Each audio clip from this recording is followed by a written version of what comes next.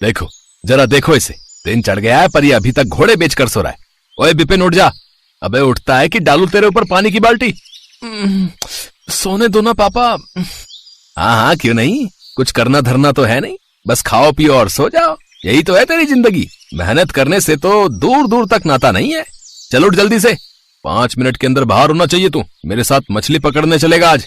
बिपिन ने एक बार फिर से चादर तान ली। बिपिन गुजरात के पोरबंदर में एक छोटे से गांव में रहता था। उसका गांव समंदर के ठीक किनारे बसा हुआ था। गांव के ज्यादातर लोग मछली पकड़ने का काम ही करते थे। बिपिन के पिता जेठाराम भी मछली पकड़कर शहर में बेचते थे और इसी काम से उनके परिवार का गुजारा चल रहा था। जेठाराम जितने मेहनती थे, उनका बेटा बिपिन उतना ही बड़ा आलसी था।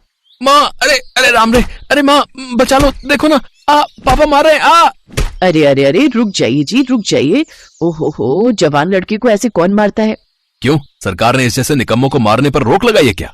अरे जरा रुकिए तो, अब बस थोड़ा समय दीजिए, कोई ना कोई काम धंधा ढूंढ ही लेगा वो। रहने दो कांता, मैं सोचता था कि कुछ पढ़ लिख जाएगा तो कम से कम शहर में कोई बढ़िया नौकरी कर लेगा, नहीं तो सारी जिंदगी मेरी तरह मछलियां मारेगा। लेकिन इसकी हालत देखकर तो लग रहा है कि ये तो मछली भी नहीं मार पाएगा। बस करिए जी, अगले हफ्ते उसके नतीजे आने वाले हैं, देखना कितने अच्छे नंबर लाएगा मेरा बिपिन। जेठाराम के घर में ये रोज का ही किस्सा था। बिपिन के दिन की शुरुआत चाय नाश्ते से नहीं, बल्कि जेठाराम के डंडे से ही होती थी। दरअसल जेठाराम दिल से चाहता था कि उसका बेटा कुछ काम करे और बड़ा आदमी बने, लेकिन बिपिन की कहानी कुछ अलग ही थी। क्यों रे, पास हो जाएगा ना तू? अब मैंने तेरे बाबा को बोल दिया है। अब माँ देख, सुन मेरी बात, मैं तुझसे कभी झूठ नहीं बोलता। हाँ वो तो है।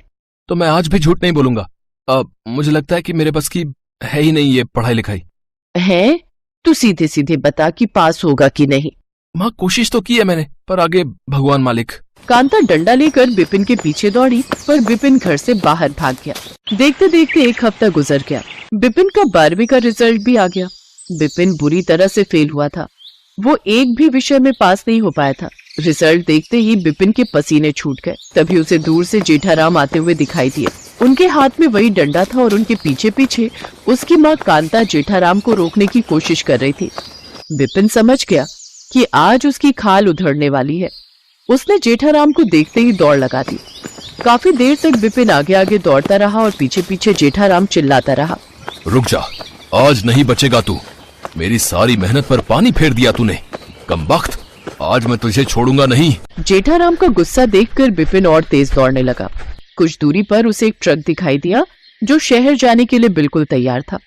बिपिन को जब कुछ समझ में नहीं आया और वो झट से उसी ट्रक पर चढ़ गया और कुछ ही पलों में वो जेठाराम से काफी दूर जा चुका था।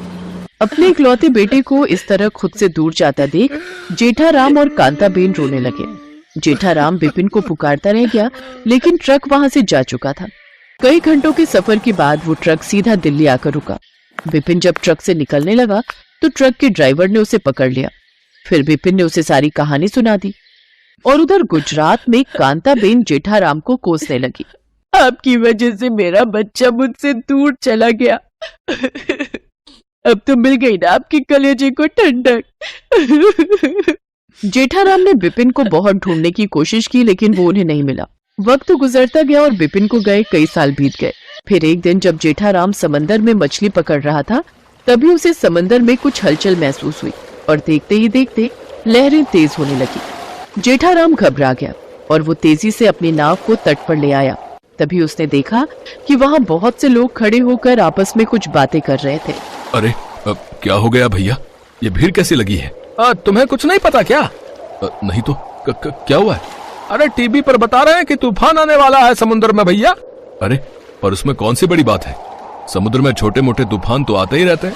अरे नहीं जेठा, ये कोई आम तूफान नहीं है, इसका नाम बिपरजॉय है और सुना है कि बहुत तबाही मचाएगा ये। देखो ना, अभी से ही कितनी ऊंची ऊंची लहरें उठने लगी हैं।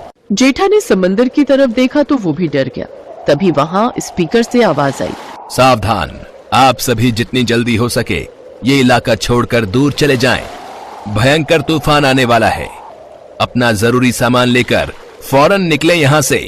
सभी अपने अपने घरों की तरफ भागे। कांता, ओ कांता। जी, आपने वो सुना क्या? हाँ सुना। तुम जल्दी करो, जेवर पैसे वगैरह बांध लो, हमें फौरन निकलना पड़ेगा। पर हम जाएंगे कहाँ? अरे जहाँ सब जाएंगे वहीं हम भी चले जाएंगे। तुम बस जल्दी करो। जेठाराम और कांता जल्दी से जरूरी सामान लेकर शहर जाने वाले टेम्पो में बैठ गए, लेकिन तभी तेज हवा की वजह से एक बड़ा सा पेड़ सड़क पर आ गिरा और इस वजह से सड़क पर भयंकर जाम लग गया। हवा इतनी तेज थी कि कोई ठीक से चल भी नहीं पा रहा था। धीरे धीरे तूफान चरम पर आने लगा। जिस टेम्पो में कांता और जेठाराम बैठे थे वो भी अब एक तरफ झुकने लगा। डर के मारे कांता और जेठाराम टेम्पो से बाहर कूद पड़े। सारे लोग गांव के सरकारी स्कूल की तरफ भागे। दूसरी तरफ तेज बारिश होने लगी और पानी का स्तर भी तेजी से बढ़ने लगा। कई घंटे बीत गए पर ना तो उनकी मदद के लिए कोई आया और ना ही तूफान कुछ कम हुआ। लगता है यही हमारा अंत है। ऐसा न करो कांता, ऊपर वाले पर भरोसा रखो। 2-3 दिन बीत जाने पर भी हालात नहीं सुधरे। भूख की वजह से कांता बेहोश हो गई। जेठाराम उसे देखकर रोने लगा। वो भी हिम्मत हार कर मौत का इंतजार करने लगा। लेकिन फिर अचानक वहाँ एक गाड़ी की आवाज सुनाई दी। माँ बाबा कहाँ हैं आप? वो बिपिन था, जिसकी आवाज सुनकर जेठा की आंखों में खुशी के आंसू आ गए। उसने जोर से चिल्लाकर कहा, बेटा बिपिन, हम यहाँ हैं। बिपिन एक बड़ा ट्रक लेकर आया था। बिपिन ने कांता और जेठाराम को उस ट्रक में अपने साथ बैठाया। थोड़ी देर बाद जब कांता को होश आया और उसने अपने सामने बिपिन को देखा तो रोने लगी। बारिश अभी भी तेज थी और इधर बिपिन को देखकर कांता और जेठा के आंसू नहीं रुक रहे थे। आप कहते थे ना बाबा कि बड़ा आदमी बन। बाबा, ये ट्रक मेरा है और ऐसे 3 और ट्रक हैं अब मेरे पास। मुझे जैसे ही पता लगा कि कोई बिपरजॉय नाम का खतरनाक तूफान आ रहा है, मैं दिल्ली से ट्रक चलाकर सीधा आपके पास आ गया। बाबा, तू हमारे लिए आया बिपिन? सच में? हाँ माँ, ऐसे 10 बिपरजॉय भी आ जाएं तो भी आपका ये बिपिन उनसे टकरा जाएगा आपके लिए। बिपिन के इरादों के आगे अब बिपरजॉय भी कमजोर पड़ने लगा था और मूसलाधार बारिश भी अब मध्यम हो चली थी। बिपिन जिस ट्रक से शहर गया था उसी ट्रक ड्राइवर से काम सीखकर और फिर कड़ी मेहनत से अब वाकई बड़ा आदमी बन गया था और उसका बड़प्पन सबने देखा जब उसने सिर्फ अपने माता पिता ही नहीं बल्कि पूरे गांव को बिपरजॉय के कहर से उबरने में मदद की।